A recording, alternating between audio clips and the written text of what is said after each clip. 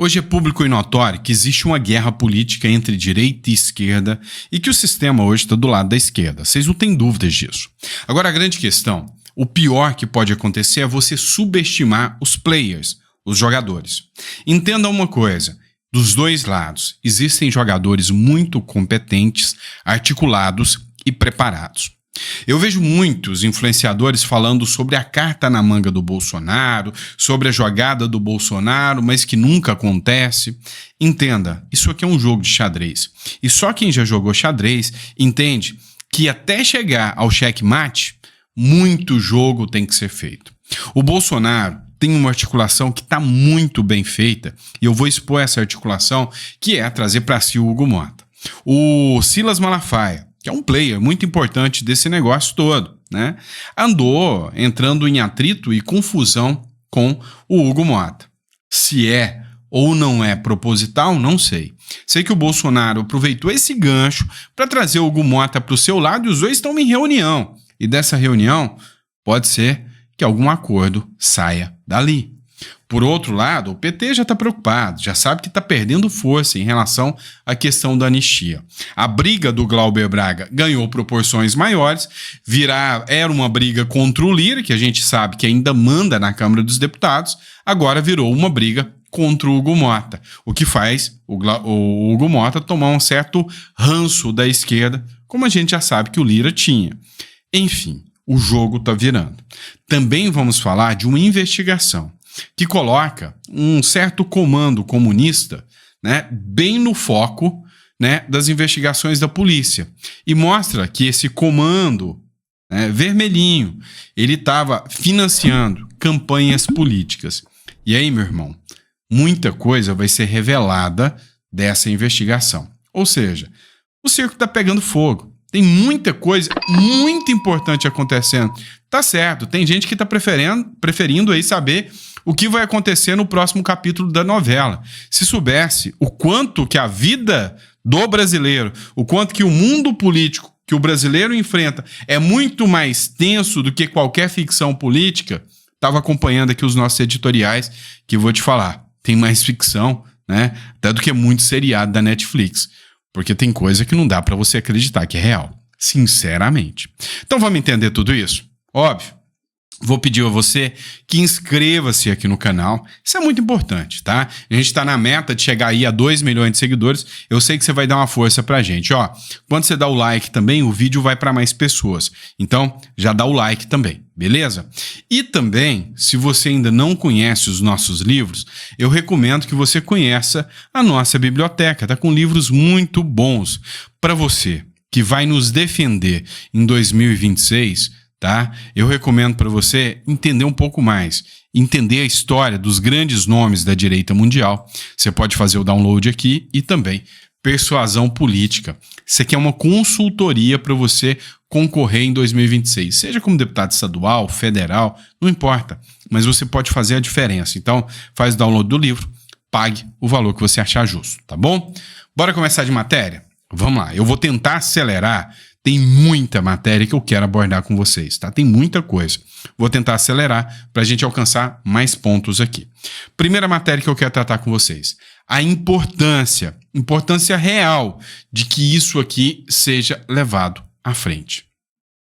Esse processo aqui, esse projeto de lei, é do deputado Danilo Forte, do União Brasil, do Ceará. Mas ele precisa virar pauta prioritária da direita. E vocês vão entender o porquê. O deputado Danilo Fortes quer equiparar o crime organizado ao terror, a crime de terrorismo. Segundo Danilo Forte, criminosos já dominam regiões geográficas inteiras, influenciando até o voto. O porquê que eu digo que isso aqui tem que ser pauta da direita, e você vai entender. Isso aqui tem que andar junto. A direita inteira, Nicolas, Cleitinho, todos têm que abraçar essa pauta, por causa disso aqui. Banco utilizado pelo primeiro comando e pelo comando vermelhinho, os dois, nasceu do comunismo, né, das ideias subversivas da esquerda, o comando vermelho, criaram um banco. E esse banco está sendo utilizado, segundo a investigação da Polícia Federal, é o que nos diz a Mirelle Pinheiro, para financiar campanha política. Você acha que eles estão financiando o Bolsonaro? Olha nos meus olhos. Você acha que o Comando Vermelho e o primeiro comando, que estão fazendo agora negociações juntas, deixaram de ser inimigos? Estão financiando políticos. Que políticos vocês acham que podem ser financiados? Pois é, um banco digital se apresentou como uma fintech, tem conexões profundas com o crime organizado e está sendo utilizado como desvio de dinheiro para financiar políticos para chegarem ao poder. E depois que eles chegam ao poder, eles estão totalmente vinculados ao crime organizado. E eles vão dar apoio para aqueles políticos que o crime organizado quer que vença. É fato que o crime organizado hoje tem tentáculos dentro do judiciário. Meu amigo, já saiu matéria da Folha dizendo que eles cooptam, jovens, trabalham esses jovens para eles passarem em concurso e se tornarem juízes, se tornarem delegados. É isso que está acontecendo. E, por óbvio, prefeitos também, Olha só essa matéria do Ceará Antenado. Em 4 meses, o Ceará já teve 2 prefeitos presos e um foragido por suposto vínculo com facções criminosas. Se continuar da forma que está, não teremos mais chance. O crime organizado vai dominar todo o Estado. E ponto. E ponto. E aí o grande ponto que nós temos que falar para vocês é: por que o processo do Danilo Fortes tem que se tornar prioridade da direita? Preste atenção. A partir do momento que o crime organizado for caracterizado como terror, o tratado, que o Brasil é submetido, o Tratado Internacional da ONU, dá o poder para qualquer país investigar as ligações dessas organizações, grampear, coletar informações e, inclusive, descobrir quais são os políticos, magistrados, delegados, empresários que são ligados a essas facções. E aí, qualquer país que fizesse investigação, como por exemplo os Estados Unidos, que o Donald Trump já disse que está interessado em fazer isso, poderia ser muito importante, inclusive em 2026. Você concorda comigo ou não concorda com a importância dessa investigação? Coloca no seu comentário que eu quero saber. Vamos lá, vamos sair dessa pauta agora, vamos entrar em outra pauta super importante. Vamos lá. Durante o evento que aconteceu no dia 6, o Malafaia partiu para cima do Hugo Mota. E aqui o Bolsonaro mostrou muita articulação política. Malafaia acusa Hugo Mota de atuar para se proteger de investigações. Pastor Malafaia diz que Hugo Mota prioriza os projetos de interesse do judiciário em detrimento da anistia para se proteger de investigações. Causou um desconforto entre o ato do Bolsonaro, entre o Hugo Mota, Isso aí causou um certo atrito. Eu quero que você entenda o seguinte: a esquerda costuma falar que o Bolsonaro é um idiota, um tiozão que não sabe nem falar inglês direito. Enquanto você costuma falar que o Lula é um cachaceiro, um ébrio que não sabe nada da vida. Você acha mesmo que essas figuras não são grandes articuladores políticos e que não são figuras extremamente inteligentes? Se você ainda pensa isso, talvez você precise olhar no espelho que talvez o errado é você. Entenda, ambos são grandes articuladores. E o Bolsonaro tem uma articulação muito importante. O Bolsonaro aproveitou o clima entre o Malafaia e o Hugo Mota, já sabe que o Malafaia não é, de forma alguma, uma figura que vai se voltar contra ele depois de tanto tempo, e resolveu fazer meia-culpa, criticando o Malafaia e se aproximando do Hugo Mota. Bolsonaro diz que Silas Malafaia, abre aspas, não entende o parlamento, fecha aspas. O ex-presidente rebateu as críticas do pastor ao Hugo Mota e disse que não se resolve tudo na base da pancada no Congresso. Ou seja, o Bolsonaro sinalizou ao Malafaia da seguinte forma: agora não é hora de brigar com o Hugo Mota, agora é hora de sentar e conversar com ele e explicar que a direita está voltando e que Tá certo ele ter medo do STF, mas não precisa ter medo por muito tempo. Mota e Bolsonaro se encontram para discutir proposta de anistia ao 8 de janeiro. Cá entre nós, você acha que esse encontro do Bolsonaro e Hugo Mota agrada ao judiciário? Agrada ao STF? Você sabe que não. O STF faz parte do espectro político que é inimigo do Bolsonaro. Isso aí já está escancarado. Então, mesmo na mira do STF, o Hugo Mota está ali. O Hugo Mota tem, né, esse encontro com o Bolsonaro, o que mostra uma certa conciliação com o Bolsonaro. O Bolsonaro está articulando, ele está certo, E aí entra um ponto interessante aqui.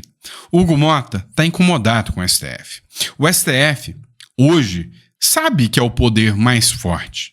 Dentro dos 3 players políticos, que é o executivo, que é eleito pelo povo e é um poder político. O legislativo, que é eleito pelo povo e é um poder político. O STF, que não é eleito pelo povo, que é escolhido, não deveria, mas se tornou um poder político, sabe que hoje é o mais forte. Mas será que ele é mais forte mesmo do que todo o Congresso Nacional? Esse é o ponto. Será que se o Hugo Mota está incomodado, o Kassab virou alvo do STF de novo, será que realmente o Bolsonaro não está colocando a pilha ali e falando, olha, vamos entender uma coisa? Vocês são mais fortes do que o STF. Kassab, põe o impeachment para rodar. Hugo Mota, põe os deputados para aprovar pauta contra o STF. Eu sou capaz de apostar que o Congresso Nacional tá doido, mas absolutamente doido para fazer isso, tá? Tá absolutamente doido para fazer isso. Você duvida? Acha que eu tô falando besteira? Só não tá com a coragem ainda, mas ele quer fazer isso. E quando a gente falou em articulação política, você disse, olha só, Bolsonaro não tá fazendo mais nada. Mas essas articulações políticas do Bolsonaro são inteligentes, muito inteligentes. Tanto é que a Terra Globo está reconhecendo isso. And popcorn and ice cream sealers, né? Lembra disso? O inglês ruim do Bolsonaro? Pois é, a maioria de nós falamos o inglês péssimo também. Mas olha só, eu, por exemplo, meu inglês não é nada essas coisas, tá? E eu admito isso. Sei me comunicar, mas não é dos melhores, não. Mas olha só, a estratégia do Bolsonaro foi muito inteligente. Olha o que o repórter da Globo News disse. Porque o Bolsonaro usou o vendedor de sorvete e o pipoqueiro como símbolo. Aquele inglês que ele usou foi uma jogada de mestre, porque aquilo que viralizou. A esquerda acha deboche, aquilo ali foi uma jogada de mestre. Sim. A jogada de mestre por quê? Mostra humildade, sim, se conecta com o povo, dificuldade de falar inglês. Aí fica todo mundo rindo e isso viralizou. Então, a coisa mais inteligente que aconteceu naquele ato foi o ice cream e o popcorn. Até quem não sabia que estava tendo um ato ficou sabendo. Ficou sabendo por isso. Então, foi a jogada de mestre. Do ponto de vista da comunicação, aquilo é jogada de mestre. Sandro, o que isso do ice cream, popcorn, jogada de mestre tem a ver com a aproximação do Bolsonaro e do Hugo Mota? É simples. Você pode falar o que for. O Lula já teve a sua chance de falar, inflamar multidões e se conectar com o povo. Hoje quem tem isso? O Bolsonaro. E isso aqui é a jogada de mestre que ele tem. Agora, se ponha no lugar do Hugo Mota. Daqui pra frente você é o Hugo Mota. Senta o Lula, o Bolsonaro e o STF próximo de você e fala, ó, Hugo, 2026 você precisa se reeleger. Qual dos 3 você quer que trabalha para te reeleger? Entendeu? Então, o apelo popular do Bolsonaro, o poder do Bolsonaro de apontar o dedinho pro Hugo Mota e falar, gente, sabe o que eu fiz com o Tarcísio? Governador? Pois é, agora eu quero fazer com o Hugo Mota. Pessoal, acho que ele é de João Pessoa, né? Paraíba. Pessoal, vota no Hugo Mota. Ele nos ajudou na anistia. Ele é o nosso governador. Você acha que as articulações políticas não estão acontecendo? Estão acontecendo sim. Pode ter certeza disso. E aí, né, entra um outro embate aqui, que é a questão do PSOL. o PSOL resolveu comprar briga com o Hugo Motta. Vem cá, olha para os meus olhos, mais uma vez. Você acha mesmo que o Glauber Braga está sendo caçado por ter chutado o traseiro, desculpa a palavra, de um cara do MBL? Não foi. Você sabe que não foi. Ele está fazendo isso porque ele se tornou inimigo do Arthur Lira. Então, ele já está com o pé esquerdo com o Arthur Lira. Lembra o Arthur Lira de quem ele é padrinho? Do próprio Hugo Motta. O PSOL agora prometeu subir o tom contra o Hugo Motta para tentar salvar o Glauber Braga. Falou que vai pressionar o Hugo Motta com tudo. É isso que tem que acontecer mesmo. Para o Hugo Motta ficar com mais raiva ainda da esquerda.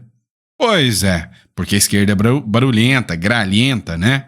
Após Glauber Braga caçado em conselho, o Hugo Motta ignora o PSOL.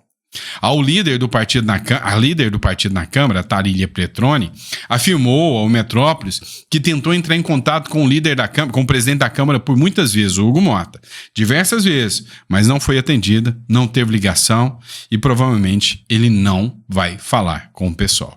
Ou seja, é bem provável que o Glauber Braga, né, vai ser caçado sem anistia logo logo. É bem provável. E aí é que entra um ponto. Qual é a estratégia do PSOL? Nem toda estratégia é inteligente, tá? Nem toda estratégia é inteligente. Como a do Bolsonaro, que falou do popcorn lá. A estratégia do PSOL foi: vamos fazer greve de fome? Pois é, tem gente falando que isso é fake news. Mas o Glauber Braga dormiu na Câmara e tá fazendo greve de fome. Só que isso não vai ser bom para ele, vai ser pior. Como a greve de fome pode prejudicar ainda mais o Glauber Braga? Cara, é simples. O Glauber Braga não pode morrer de fome. Ele disse que não come enquanto o processo não ser julgado. Vamos julgar o processo logo?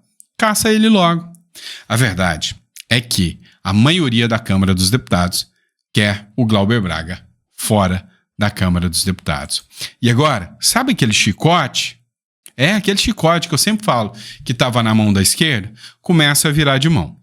Tá, mas o PSOL pode recorrer depois ao STF para que o STF vá lá e reverta a decisão do Congresso Nacional, não pode? Pode. Mas será que o STF vai comprar mais uma briga à toa com o Congresso para salvar o Glauber?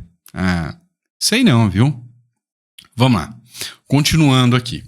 Bolsonaro diz temer ser assassinado caso seja preso. Abre aspas, querem me eliminar. Matéria do Infomoney, eu sempre cito a fonte para vocês. Abre aspas, eles querem me matar, colocar na cadeia. E é fácil eliminar alguém sem deixar provas. O ex-presidente Jair Bolsonaro diz que teme ser assassinado na cadeia. E cara, cá entre nós, vocês sabem que isso não é mentira, né? Não é mentira. Abre aspas, eu não devo nada, não tem crime nenhum da minha parte, mas comigo parece que é algo pessoal do Alexandre de Moraes. E aí, cá entre nós, vamos fazer uma pesquisa aqui. Você acha mesmo que se o Bolsonaro for preso, a chance de tentarem matar o Bolsonaro na cadeia? Pois é o cara que levou uma facada em plena campanha eleitoral em 2018. Ou será que o pessoal já esqueceu disso? Tá bom? E aí vamos falar do 8 de janeiro, já que a gente está falando de anistia, tudo isso. Moraes vota pela condenação de mais 15 bolsonaristas do 8 de janeiro. Aqui é que entra o detalhe. Essa votação aconteceu no dia 23 de fevereiro. E aí, é importante, essa matéria do Brasil 247, eu sempre cito a fonte, jornal de extrema esquerda, tá? Só para esclarecer para vocês. A direita entendeu que o caso Débora dos Santos comoveu. E o importante hoje é literalmente criar essa comoção. Aqui no meio das pessoas, vou descer a matéria aqui para vocês, no meio das pessoas que foram condenadas aqui, nós encontramos um nome em especial. Lucinei Tuzi Casagrande e Delbrande. Foi condenada a 14 anos de prisão. Mas quem é a Lucinei Tuzi? Por que a imprensa que quer buscar a verdade, por que os deputados, os senadores não estão buscando saber realmente quem são as pessoas. Porque o caso da Débora foi exposto. Agora, o caso de um senhor que era morador de rua também foi exposto. O caso da missionária lá do Maranhão também foi exposto. E a Lucinei é uma mineira. Pois é. A Vista Pátria fez uma matéria, né, onde ela diz o seguinte: agente da PF se comove ao prender mãe de jovem especial. A Lucinei Tuzi, ela tem 54 anos. Mora lá na cidade de Monte Carmelo, Minas Gerais. Cidade que eu gosto demais, que eu amo de paixão. Quero dar um grande abraço pro meu amigo Michel, lá de Monte Carmelo.